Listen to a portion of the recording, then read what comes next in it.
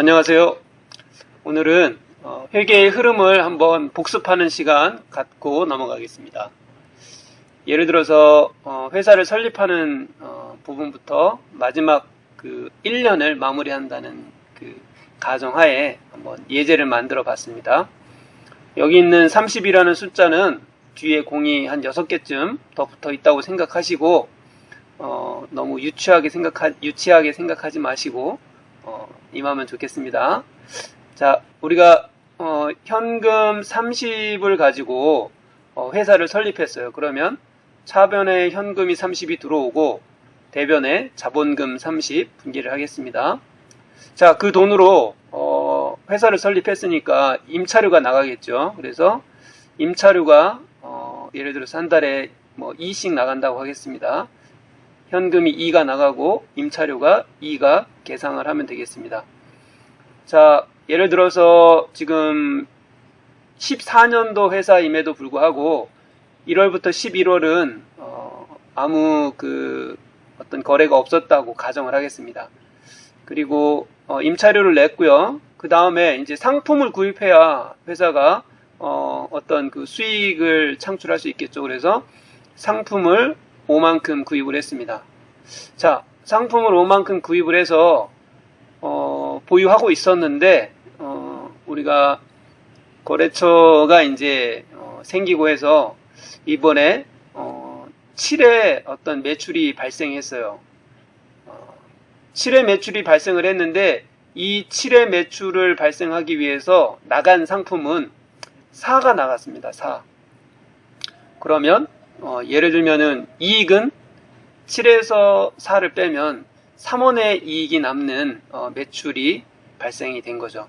그래서 예를 들어서 1년 동안 총 하나, 둘, 셋, 4건의 거래만 있었다고 가정을 해 보겠습니다. 자, 그러면 회사를 30에 설립을 하고 임차료 2를 내고 상품을 5만큼 구입을 해서 상품이 4만큼 팔려 나가면서 현금은 7원을 받았어요. 자, 우리가 1년 동안 총 이렇게 눈에 보이는 만큼만 거래를 했을 때 우리는 어떤 재무제표가 나올지 한번 상상을 좀 해보겠습니다. 자, 어떻게 상상을 할까요? 우리는 계정별 원장이라는 거를 이제 배우게 될 텐데요. 계정별 원장에 상품은 어떤 식으로 정리가 되어 있을까 한번 보겠습니다. 자, 상품.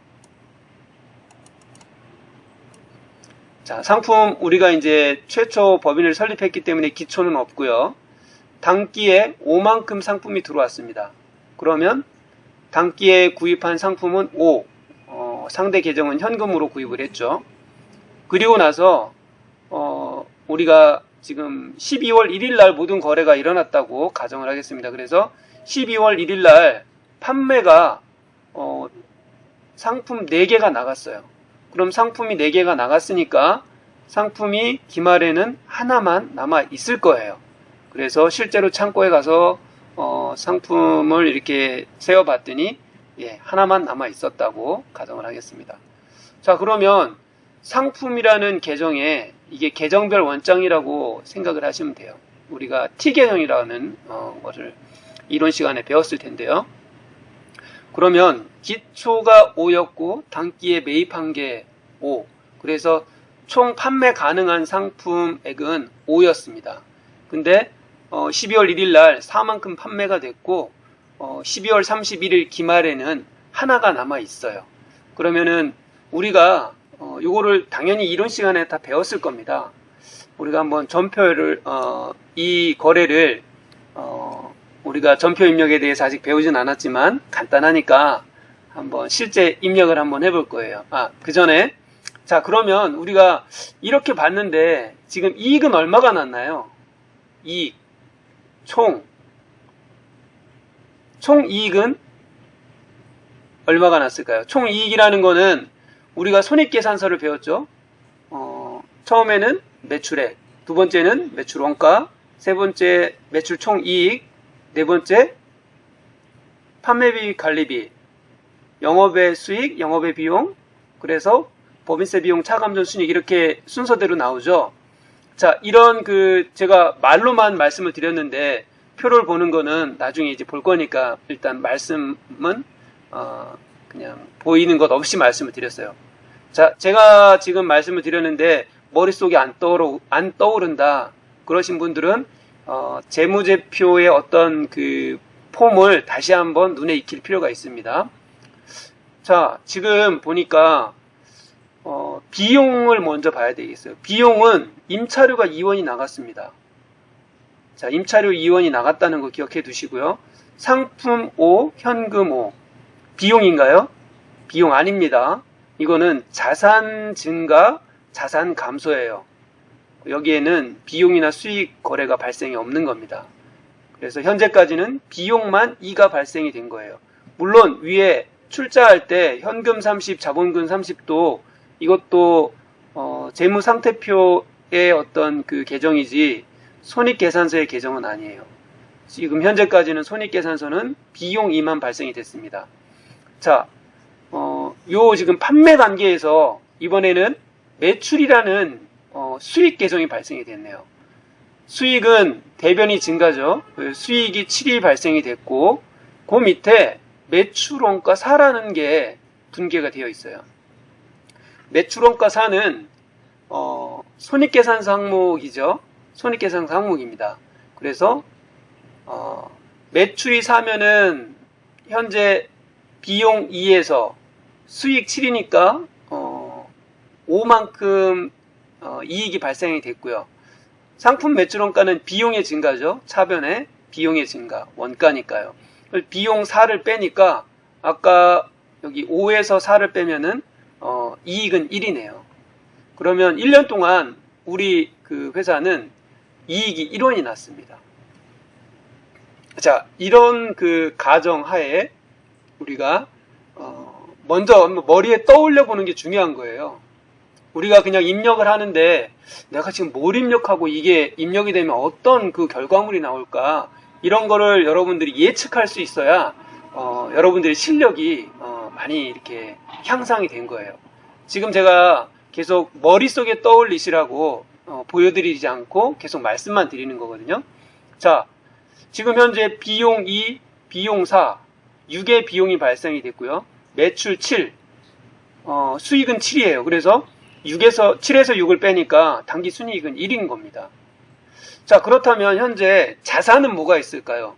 자산은 현금이 있네요. 현금. 여기도 현금이 있고요. 상품이 자산이죠. 자본금은 자본 항목이죠. 상품이 자산이에요. 그리고 나머지는 없어요. 그렇다면 현재 자산 총계는 얼마가 될까요? 자산 총계는 일단 현금을 먼저 볼까요? 현금은 처음에 30이 증가가 됐다가 임차료 2원을 내면서 28원이 됐네요. 28원이었는데 또 상품을 구입하면서 5가 나갔어요. 그러면은 23원이 되겠네요. 23원인데 상품을 판매하면서 7원이 증가가 됐네요. 그러면 현금은 다시 30이 되겠습니다. 그럼 기말 대차대조표, 요즘은 재무상태표라고 그러죠. 재무상태표에는 현금이 30이 계산이 되어 있을 거예요. 자, 그리고 두 번째 상품은 뭐가 있나요? 두 번째 자산은 뭐가 있나 봤더니 상품이네요. 자, 상품이 처음에 5만큼 구입이 되어 있습니다. 그런데 기말에 기말이 아니라 12월 1일 날이라고 볼게요. 12월 1일 날 판매가 됐는데 상품이 4만큼 판매가 됐죠. 그래서 5에서 4를 빼니까 상품은 1입니다. 그러면 자산은 현금 30하고 상품 1이 다예요.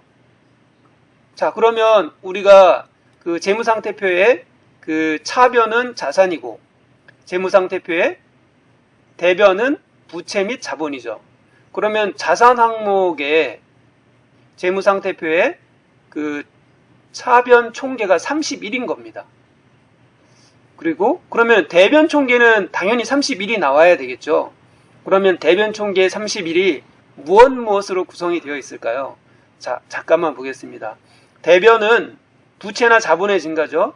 부채나 자본인데 여기는 지금 자본이 30이 증가가 됐습니다. 그리고 자본이 감소가 된 거는 현재 보이지 않죠. 그러면 자본금 30이 아마 있을 거예요. 그럼 나머지 하나는 뭘까요? 나머지 하나. 이게 실력입니다. 지금 바로 대답하신 분 계신가요? 그분은 실력이 아주 훌륭하신 분이에요. 바로 이익 잉여금이 1이 생긴 겁니다. 아까 당기순이익 1이었죠? 당기순이익이 1이 났다는 거는 매출 7에서 비용 매출원가 4와 임차료 2를 뺀 1이었습니다. 그 당기순이익인데 재무회계의 흐름상 당기순이익이 이익 잉여금으로 이렇게 대체가 되는 거예요. 그렇기 때문에 대변 총계는 자본금 30과 이익 잉여금 1. 그래서 아까 자산 항목은 현금 30에 상품 1이었죠. 이 대변 총계는 부채는 0이었고요. 자본만 자본금 30에 이익 잉여금 1 해가지고 31이 되는 게 맞습니다. 자, 이거를 제가 한번 눈으로 먼저 잠깐 보여드릴게요. 자, 우리가 이게 계속 시험 문제에 나오는 부분이에요. 그래서 이해를 꼭 하셔야 됩니다. 자, 먼저 제일 중요한 거는 손익계산서가 먼저 만들어지는 거죠. 자, 매출액이 아까 7이었죠. 매출액 7이었습니다. 자, 그리고 상품 매출원가. 상품 매출원가를 여러분들 보시기 편하라고 제가 상품 매출원가, 상품 이렇게 차변 대변에 분개를 해드렸지만 우리가 프로그램을 할 때는 이렇게 분개를 직접 하지 않아요. 물론 회계 1급에서는 회계 2급에서는 그 수동 결산을 하느라고 이 분개를 하셨을 거예요. 아주 훌륭한 그 분개의 실력일 거예요. 그런데 이제 전산회계 1급부터는 자동 결산을 하기 때문에 이 부분을 실제로 우리는 회계 1급에서는 분개를 하지 않고 넘어갑니다. 자, 그러면 분개를 하지 않는다면 이 부분을 어떻게 만들어내느냐? 아주 간단해요. 이 부분을 상품의 계정별 원장에서 힌트를 얻을 수 있습니다. 자, 상품이 매출원가 요즘은 이 살색이라고 하나요? 요 분홍색 비슷한 요 색깔을 살색이라고 안 하죠. 뭐라고 하나요? 요즘 이게 그 인종차별 때문에 그 살색이라고 하면 흑인들은 검정색이 살색이다 이래가지고 아마 이 표현을 바꾼 것 같은데요. 하여튼간 이제 분홍색으로 명명하겠습니다. 이 분홍색이 상품 매출원가 4, 요 부분이 판매가 된 4라는 거죠. 그렇다면 당연히 총 판매 가능한 상품이 5에서 판매가 4가 됐으니까 결론으로 기말에 1이 남아 있을 거예요. 자, 하지만 우리가 전산회계 1급에서는 반대로 생각을 하셔도 좋아요. 총 판매 가능한 상품이 5인데 기말에 1이 남아 있다면 판매가 된 것은 4다 라는 개념으로 생각을 약간은 전환하시는 것이 여러분들이 이 프로그램을 이해하는데 아주 큰 도움이 될 겁니다. 자, 제 말을 이해하셨을 거라고 믿고요. 그렇다면 손익계산서에서 상품 매출원가는 기초상품 재고액이 0이었고요. 당기상품 매입액이 5였습니다.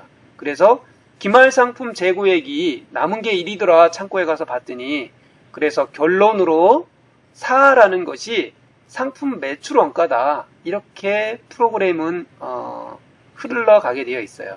그래서 매출액 7에서 매출원가를 4를 빼니까 3 매출 총이익은 3이 되죠.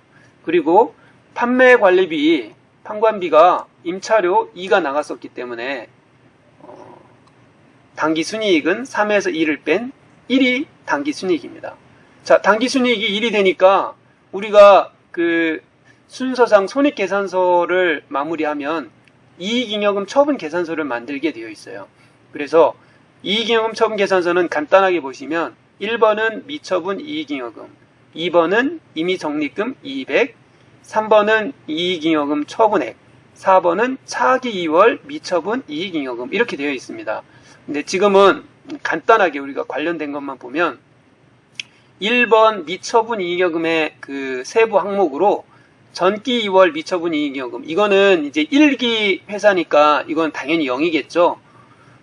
그리고 이거는 전기에 넘어온 거를 의미하는 거예요. 그래서 두 번째는 당기순이익이 이 미처분 이익잉여금의 가장 중요한 구성 항목이에요. 그래서 당기순이익이 1이다 하는 게 1로 넘어가는 거예요. 그러면 미처분 이익잉여금은 이 두 가지로 합산해서 물론 이제 그 실제 이익잉여금 처분 계산은 더 많은 항목이 있지만 이 표에서는 그렇죠. 이 두 가지로 구성이 되는데 1이라는 당기순이익 때문에 미처분 이익잉여금이 1이 되는 거예요. 그래서 이미 적립금 이익 없다고 보고 합계가 1이 되는 겁니다. 자, 3번, 4번은 내용상 생략을 할게요. 그래서 손익계산서를 작성한 후에 이익잉여금 처분 계산서가 지금 완성이 된 거예요. 밑에는 다 0이기 때문에 없다고 보시면 되거든요. 자, 그러면 미처분 이익잉여금 계산서 상에 이 미처분 1번에 있는 이익잉여금이라는 그 숫자의 합계가 재무상태표에 그대로 가서 반영이 됩니다. 그래서 마지막 재무상태표를 보면 아까 현금이 30이라고 그랬죠? 네, 맞아요. 30입니다. 자, 이거는 위에 아까 그 분계를 보면서 말씀을 드렸고요. 상품, 재고자산인 이 상품도 5개 중에서 4개가 팔려서 그 남아있는 재고 상품의 수량은 수량도 되고 금액도 된다고 보시면 됩니다. 1이라는 금액이 남아있는 거죠. 그래서 자산 총계는 30에서 1을 더하니까 31이 되는 거예요. 자, 부채는 없었죠. 차입한 돈이 없기 때문에. 자, 자본 항목은 자본금과 이익잉여금으로 구성이 되어 있어요. 물론 뭐 자본잉여금이나 자본 조정도 있지만 이 문제에서는 제가 두 가지로만 구성이 되게 만들었습니다. 그래서 자본금 30이었고요. 최초 출자 자본금, 그리고 당기 순이익을 통해서 넘어온 부분이 지금 1이 된 거예요. 그래서 자본 총액이 31. 그래서 자산 총계와 부채 자본의 총계가 31, 31로 대차 평균의 원리가 완성이 됐습니다. 자, 우리가 이런 재무제표를 지금 만들 수 있는 능력이 여러분들 스스로 만드실 수 있어야 돼요. 이런 그 거래를 보고 이렇게 이런 거래에 의해서 재무제표가 이렇게 완성이 되는구나. 상품의 저런 계정별 원장도 저렇게 구성이 되고 재무제표가 이렇게 나오겠구나 하는 것을 여러분들 머릿속에 만들어 보시는 게 아주 중요합니다. 자, 이거를 우리 프로그램에서 한번 실제로 한번 입력 간단하게 해보고 확인해 볼게요. 자, 일반 전표에 실제 한번 입력을 해보겠습니다. 우리가 12월 1일 날 모든 거래가 있었다고 한번 볼게요. 자, 여러분들은 제가 올려드린 자료를 통해서 한번 보시면 되겠습니다.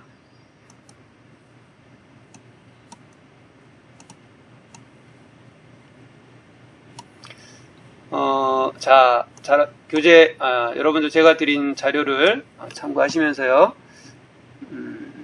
자, 번호는 신경 쓰지 마시고요. 이 전표 입력도 우리, 프로그램을 가장 잘 배우는 게 이제 어깨너머로 배우는 거죠. 옆에 이제, 선배들이, 언니들이 어떻게 입력하나 하는 거를 본다는 느낌으로 한번 보시기 바랍니다. 자, 구분은, 일단은 현금 거래라고 그냥 보고, 제가, 어떤 그, 대체 전표는, 없이 그냥 출금, 입금 계정으로만 한번 처리해 보겠습니다. 아닙니다. 이 자본금 있으니까 한번 정확하게 해볼게요. 자, 차변에, 차변이라고 하면 요 하단에 보시면 차변 3이라고 되어 있습니다. 그래서 차변에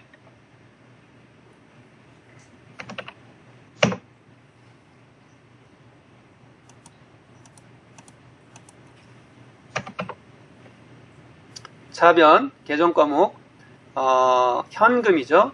현금을 모르시면 이렇게 현금이라고 쓰면 코드가 검색이 돼요. 거래처는 없다고. 거래처도 이게 이론에서는 안 나오지만 아주 중요하죠. 자, 거래처는 있다고 보시고요. 없다고 보시고요. 현금 30으로 회사를 설립했어요. 그래서 계정 과목은 자본금이죠. 그래서 자본금 선택하겠습니다. 지금은 그냥 보고 넘어가시면 돼요. 지금 30은 입력하지 않았지만 대차평균 원리로 자동으로 30이라고 되어 있기 때문에 엔터로 넘어가겠어요. 자, 차변. 자, 아까 임차료 2원이 나갔죠. 그래서 이거는 제가 출금 계정으로 요 밑에 보시면 1이죠. 그래서 1 출금. 임차료 상대 계정을 쓰시면 돼요. 임차 이렇게 쓰시면 지금 임차료가 여러 개 있는데 우리는 800번대에 있는 임차료를 쓰겠습니다. 임차료 계정 없다고 보시고요. 임차료 아까 2원이 나갔어요. 2원. 자, 이거는 2라고 쓰시면 상대 계정이 현금이라고 처리가 되는 거예요. 그리고 상품 구입을 5개를 했습니다. 5원을 했습니다. 그래서 이번에는 입금으로 한번 해볼게요. 입금. 입금이 아니죠. 출금이죠. 출금. 상품이라고 그냥 치면은 바로 조회가 똑같은 그 상품 이후에 그 계정이 없어서 그래요. 자, 상품 금액이 아까 5원이었습니다. 자, 이번에는 이제 그 매출이 일어난 거 볼게요. 매출이 일어났는데 돈이 들어오죠. 그러면 입금 반대로 이제 출금이라는 걸 씁니다. 그래서 2번. 그래서 출금 반대는 입금이죠. 입금이라고 쓰시고 지금 돈이 이제 매출에 의해서 들어왔죠. 그래서 이제 매출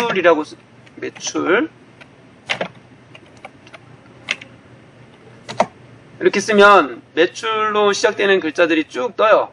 자, 그런데 우리는 그냥 상품 매출로 할게요. 제품 매출로 해도 되는데 어쨌든 우리는 상품 매출을 지금 한다고 생각을 하겠습니다. 왜냐하면 제조원가 명세를 안 만들고 하니까 일단 상품 매출을 했다고 칠게요. 상품을 얼마를 매출했다고요? 7원을 매출했어요. 자, 여기까지 하면 지금 일반 그 거래는 분계가 다 된 거예요. 기준 거래라고 하죠. 기준 거래는 분계가 다 된 겁니다. 아까 마지막에 어떤 그 분계가 있었냐면 우리가 제가 아까 설명할 때는 마지막에 상품 매출원가 사에 상품 사를 분계를 했었거든요. 그런데 우리가 이 분계는 지금 하지 않을 거예요. 왜냐하면 결산 전표 입력에서 입력을 할 거거든요. 자, 여기까지 된 것을 내려놓고요. 결산 자료 입력을 한번 실제로 해보겠습니다. 자, 결산 자료는 1월 1일부터 12월, 1월부터 12월. 자, 지금 우리가 원가가 설정이 안 돼 있어요. 원가는 우리는 안 하고 그냥 넘어가겠습니다. 이거는 실제 할 때 우리 시간에 배울게요. 자, 1월부터 12월 엔터로 조회를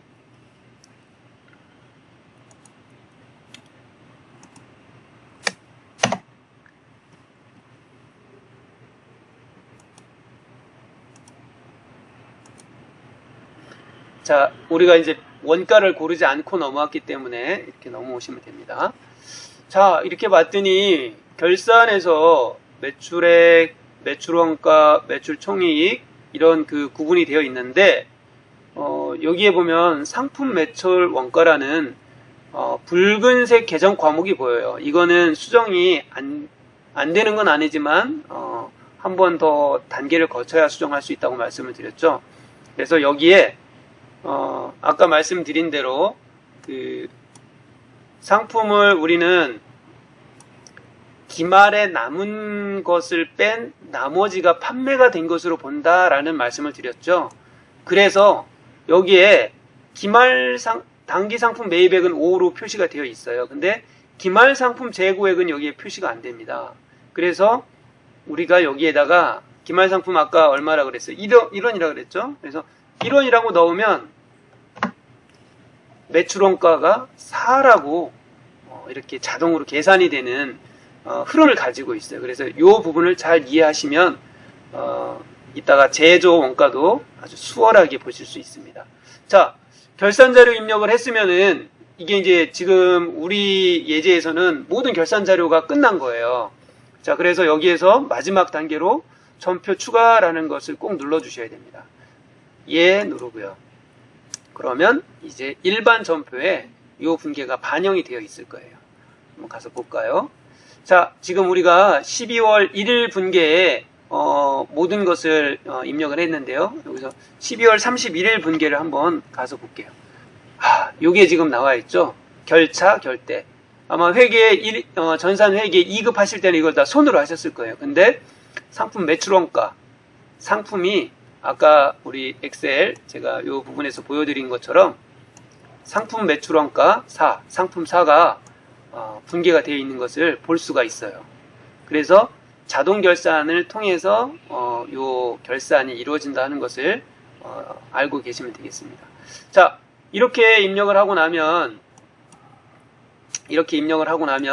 우리가 재무제표를 볼 수 있어야 되겠죠. 그래서 제조 원가가 있다면 원가 명세서를 먼저 읽어야 되는데 우린 이 부분이 없으니까 손익계산서를 먼저 읽으세요. 손익계산서를. 자, 손익계산서 이제 12월로 조회를 하면 아까 우리가 엑셀로 본 거하고 같은 것을 알 수 있죠. 자, 매출 7에 상품 매출원가 5에서 1 빼니까 4가 되어 있고요. 그 다음에 임차료, 판관비 2. 그래서 매출 총이익 3에서 2를 빼니까 당기순이익은 1이 되는 겁니다. 확인하셨죠? 여러분들이 머릿속으로 그린 것과 같은 그 재무제표가 나왔으면 맞는 거예요. 자, 이익잉여 처분계산서죠. 두 번째는. 자, 이익잉여 처분계산서 날짜, 예정 날짜. 우리는 공부하는 단계가 아니라서 그냥 한번 넘어가는 거예요. 실제 할 때는 입력합니다. 자, 이익잉여 처분계산서 전기는 없으니까 없는 거고요. 단기가 1기니까 지금 좌측에 나와 있어요. 자, 아까 말씀드린 대로 1번은 미처분 이익잉여금, 2번은 임의적립금 등의 200, 3번, 그 다음에 여기 4번까지 있었어요. 로마 숫자로. 자, 우리는 지금 여러 가지가 있지만 당기 순이익만 여기에 1이 온 걸 볼 수가 있어요. 그래서 이 로마 일자 말고 1부터 6까지 6번의 당기 순이익을 다 더한 숫자가 1이 된 거죠. 그래서 이 1이라는 숫자, 여기 있는 숫자가 아니에요. 만약에 여기에 1이라는 숫자가 있었고 여기가 1이 있다면 합계가 2가 되겠죠. 그럼 여기가 2가 되는 거기 때문에 여기 6번에 있는 1이 아니라 여기 로마 숫자 1에 있는 숫자 1이라는 것이 재무상태표에 간다는 거죠. 자, 재무상태표로 한번 가볼까요? 재무상태표 12월로 마무리를 지으면, 자, 전기는 없고 단기가 지금 현금 30, 상품 1, 그래서 유동자산, 자산 합계 31, 자산 총계 31 확인하시죠? 그 다음에 부채는 없고요. 자본금, 자본잉여금, 자본조정, 기타, 이익잉여금에서 쭉 있는데 자본금 30. 여기 이익잉여금이 구성 항목이 또 여러 가지가 있는데 그 중에서 미처분 이익잉여금이 1. 그래서 자본 총계가 31. 아까 우리가 생각했던 재무제표가 만들어진 것을 확인할 수 있습니다.